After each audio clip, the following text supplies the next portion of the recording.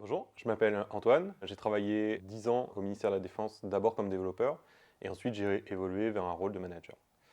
En 2018, j'ai rejoint la startup qui développait Cybervision et qui a ensuite été rachetée par Cisco il y a 2 ans et demi.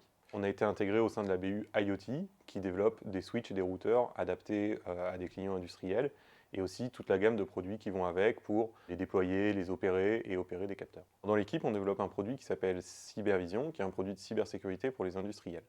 On va décoder les messages réseau qu'on va voir passer au sein d'une usine.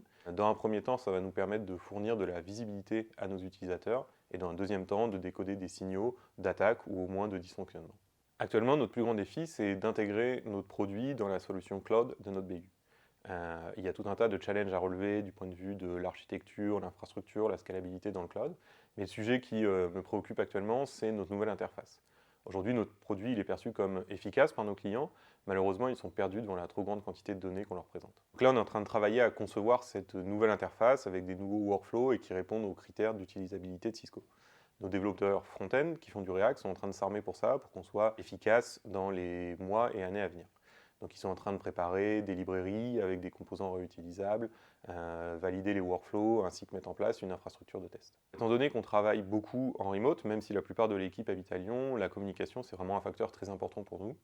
Que ce soit à l'écrit, dans les chats ou dans les réunions, il est vraiment important que tout le monde s'exprime en français ou en anglais, étant donné qu'on évolue dans un contexte international. Alors comme notre application elle traite de sujets techniques, on aime bien les profils curieux qui vont être capables de remettre en question les fonctionnalités de l'application pour essayer de développer quelque chose qui correspond vraiment aux besoins, mais aussi de relever les différents challenges techniques.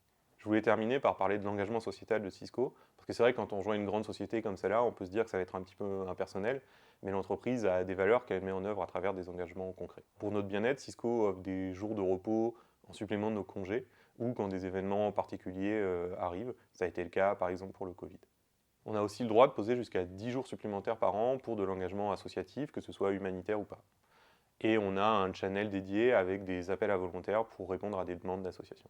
Par exemple, si on fait un don à une association reconnue par Cisco, l'entreprise va le doubler, voire le tripler. Ce qui permet d'illustrer que l'engagement de Cisco en France ou à l'étranger est vraiment concret.